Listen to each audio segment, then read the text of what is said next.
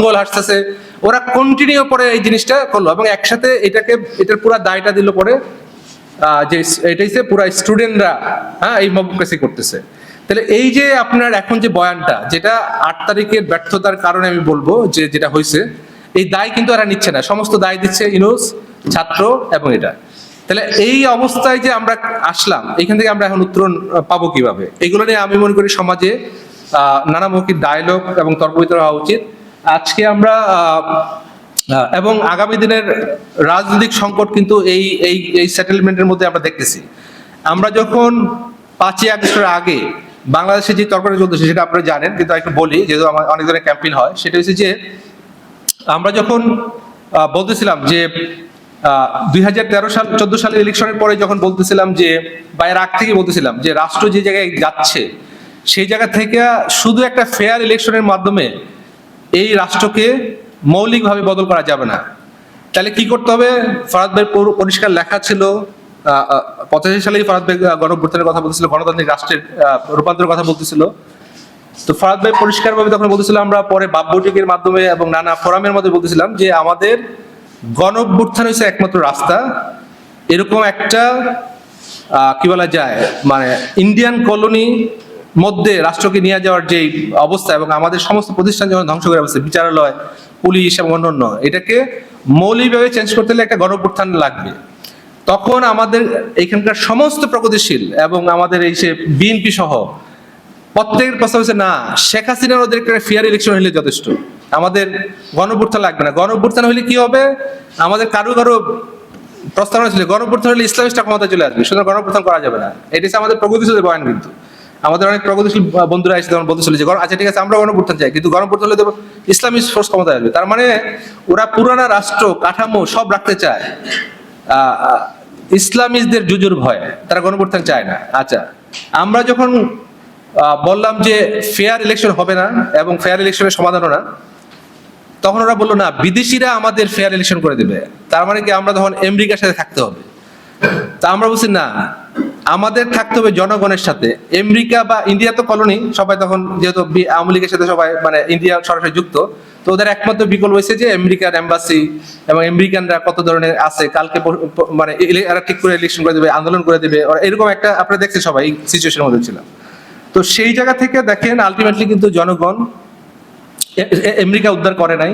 24-এর election হয়েছে এবং এই সবাই হতাশ, কিন্তু জনগণ হতাশ হয় না। জনগণ জীবন এবং রক্ত দিয়ে 5ই আগস্ট কিন্তু গণঅভ্যুত্থান করছে এবং জনগণের শক্তি কিন্তু দেখাইছে যে আলটিমেটলি আসলে জনগণই ভরসা। তো সেই জায়গা থেকে এই যে এখন যে আবার দেখেন সেই তর্কগুলি কিন্তু ফিরে আসছে, যখন 8 তারিখে সাংবিধানিক বিপ্লব হলো এবং এইটার মধ্যে আমাদের সমস্ত পলিটিক্যাল পার্টি যারা গণঅভ্যুত্থানে সহযোগী ছিল যুক্ত হইল। আজকে যখন ওয়ার্ক করতেছে না এই রাষ্ট্র, কারণ রাষ্ট্রই তো গঠন করা হয় নাই এবং আমাদের নিজেদের সংবিধান আমরা রচনা করি নাই। তো এই যে ব্যর্থতার মধ্যে দিয়ে আমরা যাচ্ছি, এটার পুরো দায়টা কিন্তু আবার দিচ্ছে যে দ্রুত ইলেকশন দেন, নাইলে এটা হবে, মানে এই সমস্যার সমাধান হবে না। এই সমস্যা কেন? যে ইলেকশন হচ্ছে না কেন, এই কারণে। দেখেন ও কিন্তু রাষ্ট্র এই এদের কারো আলোচনার মধ্যে দেখবেন না যে আমাদের নিজেরা এই জনগণ নিজেরা 72 সালে সংবিধান প্রণয়ন করতে পারে নাই।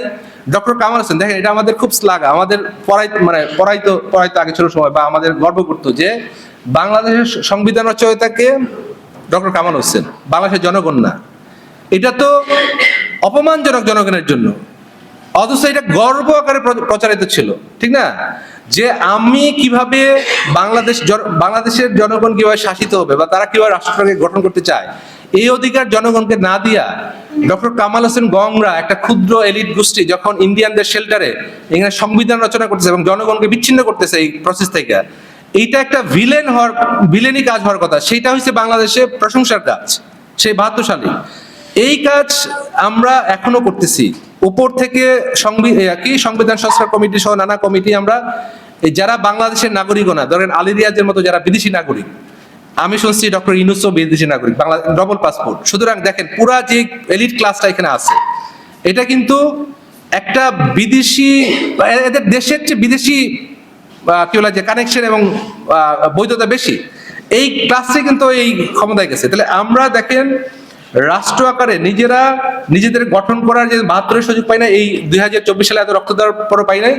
2 নাম্বার এসে যে আমরা কোথাও গঠনের আলোচনা, নিজেদের সংবিধান নিজেরা রচনা করার আলোচনা, এগুলো কিন্তু আমরা কোথাও দেখি না।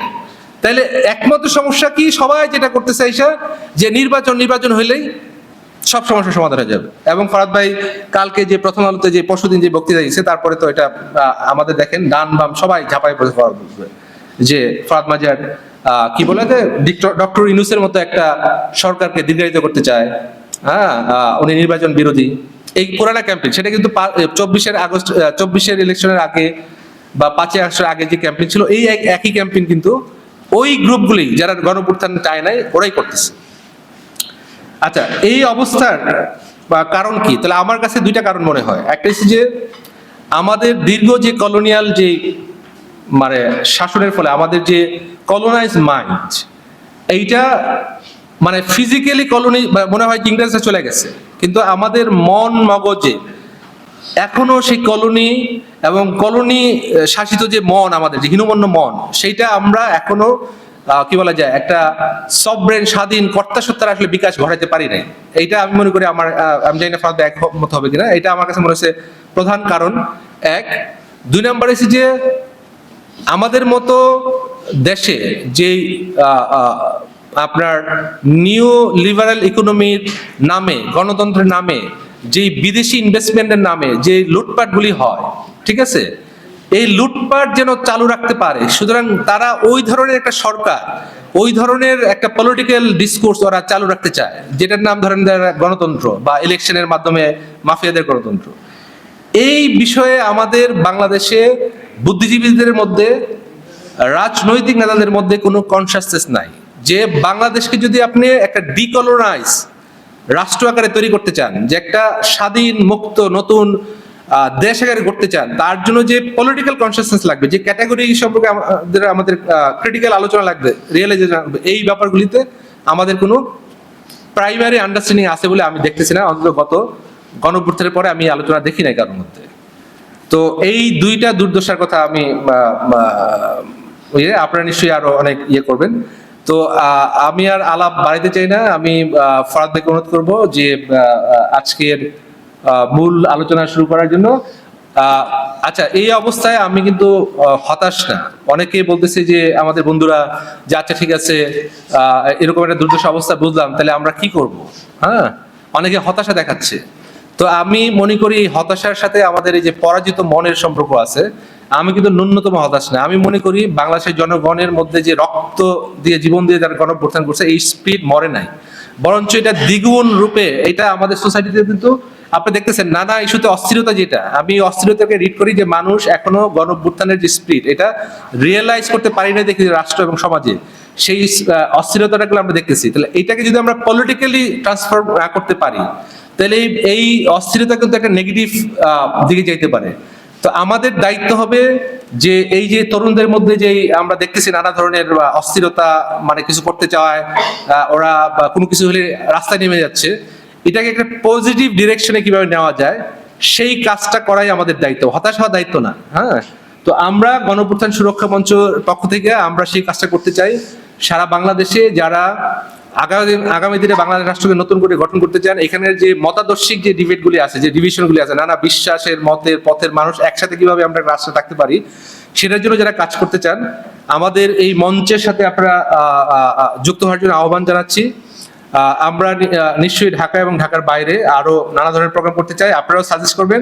ফরহাদ ভাইয়ের বক্তৃতার পরে আমরা, ফরহাদ ভাই হয়তো আধা ঘন্টা বা 40 মিনিট বললো, তারপরে আমরা একটা আপনাদের এঙ্গেজমেন্ট যায়, আপনারা একটু বলবেন, আপনারা সাজেস্ট করবেন, আপনারা কথা বলবেন, তার ভিত্তিতে আমরা এই সভা শেষ করব এবং আগামী দিনে আমরা কি করতে পারি সেই জায়গা থেকে। তো আমরা আজকে শিরোনাম দিছি যেটা গণঅভ্যুত্থান ও গণসার্বভৌমত্ব। ফরহাদ ভাইয়ের যেটা আমরা যে জনগণ বলি, যে কোনো মাফিয়া পার্লামেন্ট নয়, কোনো তথাকথিত বিচারপতি নয়, জনগণ হিসেবে বাংলাদেশের সার্বভৌম ক্ষমতার ভিত্তি। তার মানে জনগণের গণসার্বভৌমত্ব কায়েম করা আগামী দিনের রাজনীতির প্রধান কি বলা যায় ভিত্তি হওয়া উচিত। সেইটার সাথে আমাদের এই যে এখনকার যেই সীমাবদ্ধতাগুলি দেখতেছি আমাদের, হ্যাঁ, পলিটিক্যাল এবং ইন্টেলেকচুয়াল সার্কেলগুলোর মধ্যে, সেই জায়গা থেকে যে নতুন রাজনীতির যে পসিবিলিটি আছে সেগুলো নিয়ে আমরা ফরহাদ ভাইয়ের আলোচনা হয়তো পাবো। আরেকটা নকশা দিয়ে আমি শেষ করি। দেখেন, বাংলাদেশে এখানে সিভিল সোসাইটি, যেটা আপনার জনগণের পক্ষের যে সিভিল সোসাইটি, এটা কিন্তু নাই। আছে কি এনজিও সিভিল সোসাইটি, যারা এম্বাসির সাথে কানেক্টেড, বিদেশি ফান্ডের সাথে কানেক্টেড। আমাদের এখানে যত ধরনের কোট অ্যান্ড কোট প্রগতিশীল অ্যাক্টিভিটি হয়, মানে আমাদের বুদ্ধিজীবীদের মধ্যে দেখবেন বেশিরভাগই ফান্ড রিলেটেড। দেখবেন আদিবাসীদের কথা বলতেছে, দেখবেন ও ফান্ড পাচ্ছে এই করে কথা বলতেছে বেশিরভাগই, মানে আমি দুই একটা ব্যতিক্রম ছাড়া। আপনি নারী ইস্যু নিয়ে কথা বলতেছে, দুই একটা ইস্যু ছাড়া দেখবেন ওইটার সাথে ফান্ড রিলেটেড। ইন্ডিপেন্ডেন্ট কোনো গ্রুপ বা গোষ্ঠী এইখানকার যে হিস্ট্রি এবং তার যে কালচার, তার যে ধর্ম, তার যে সংস্কৃতি, এটাকে মাথায় রেখে নারী কোশ্চেন বা পলিটিক্যাল কোশ্চেন বা আমাদের জনগণের আগামী দিনের উত্থানের কোশ্চেনের কোনো বয়ান কিন্তু পাবেন। ইভেন কি আপনার কালচারাল অ্যাক্টিভিটিও যদি দেখেন, যে আমাদের এখানে যে শত বছরের এখানকার যে সাধারণ মানুষের যে ভাবগত সিলসিলা আছে, যে ফিলসফিক্যাল ডিসকোর্স আছে, এই বিষয়ে আমাদের মধ্যবিত্ত শিক্ষিতদের মধ্যে কোনো আগ্রহ নাই। ওরা যতটা আগ্রহী ওয়েস্টার্ন ফিলোসফির ব্যাপারে বা এই যে কপচায় নানা ধরনের থিওরি ওইখানকার, আপনি দেখেন ওদের এখানকার ওর বাড়ির পাশে একটা হয়তো কোথাও একটা খানকা আছে, আখড়া আছে, একটা মাজার আছে, বা একটা ধরেন নানা ধরনের প্রতিষ্ঠান আছে, এগুলোর সাথে তারা কানেক্টেড হতে চায় না, এগুলোকে পশ্চাৎপদ আকারে ভিলেন বানাইতে চায়। তো এই যে আমাদের কালচারাল কোশ্চেনের জায়গায় যদি দেখেন, বুদ্ধিভিত্তিক জায়গা থেকে দেখেন, আমাদের নিজেদের বুদ্ধিভিত্তিক উত্থান এবং মানে এটা কিন্তু আমরা এখনো একদম প্রাইমারি লেভেলে আছে। এত বড় গণঅভ্যুত্থানের পরে আমি মনে করি যে এটা একটা সুযোগ যে আমরা নিজেদেরকে নানাভাবে গঠিত মানে শুধু সংবিধান লেখা না, আমরা যখন সংবিধান গঠনের কথা বলি, যখন এটা কিন্তু শুধু আইনি ব্যাপার না, একই সাথে এই যে ইন্টেলেকচুয়ালি নিজেদেরকে গঠিত করা, ঠিক আছে, শুধু একটা সংবিধান লেখা না, মানে যেটা আইনের, মানে এই গঠনের প্রশ্নটা একই সাথে রাজনৈতিক, বুদ্ধিভিত্তিক, সাংস্কৃতিক এবং একসাথে আইনি, এটা কানেক্টেড, বিচ্ছিন্ন না। মানে জাস্ট একটা নতুন সংবিধান লেখাটা আমরা বলতেছি না যে গঠন দুটো লেখা।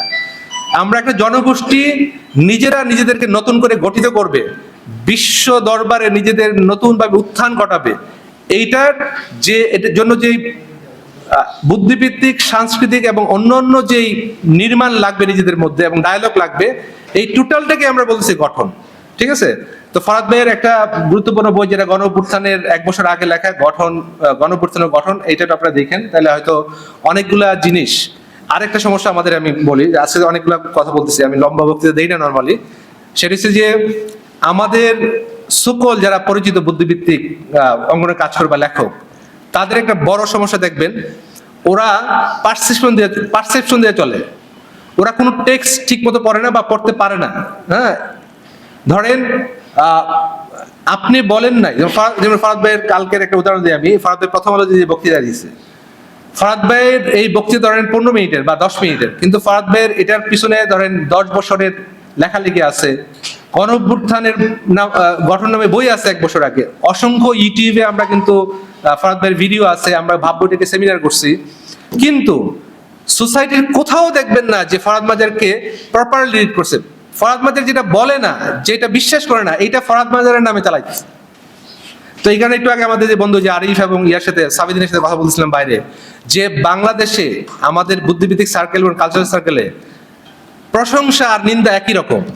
ও প্রশংসা করতেছে কিন্তু ধরেন মনোভাবে ভালো, আপনার প্রশংসা করছে, কিন্তু আসলে ওটা আপনার চিন্তাই না। নিন্দা করতেছে আপনাকে যে কারণে, ওইটা আসলে আপনি বলেনই নাই।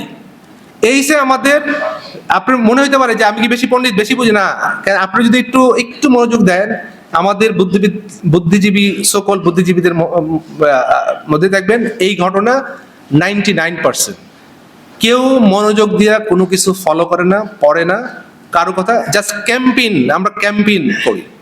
আপনাকে কালকে আমি একটা পার্সোনাল রেফারেন্স দিচ্ছি। আমার বিরুদ্ধে একজন, আমাদের এই এক বন্ধুর ফেসবুকে একটা ক্যাম্পেইন করে দিল। হ্যাঁ, মিথ্যাচার কেন, আমি ইসলাম মোল্লাদের গালি করতেছে কেন, এটা নিয়ে আমি পুরান একটা পোস্ট দিছি যে তোমরা মোল্লাদেরকে গালি করবা আর তোমাদের কি করা চুমা দিবে। তো এক নারীবাদী আমার লাগছে যে এই এরা কখনো হেফাজত, কখনো কি জামাত, কখনো এনসিপি, এরকম করে গালাগালি করতেছে। ওইখানে লাইক দিতেছে, দেখেন আমাদের সারাক্ষণ ইনসাফ বলে এরকম একজন বুদ্ধিজীবী, নাম হচ্ছে অরূপ রাহি। আমি যখন ধরলাম যে ভাই আপনি এটা কেন দিলেন, আপনি কি এরকম একটা ক্যাম্পেইন মিথ্যাচারকে আপনি প্রমোট করতে চান, তখন হিসাবে আপনার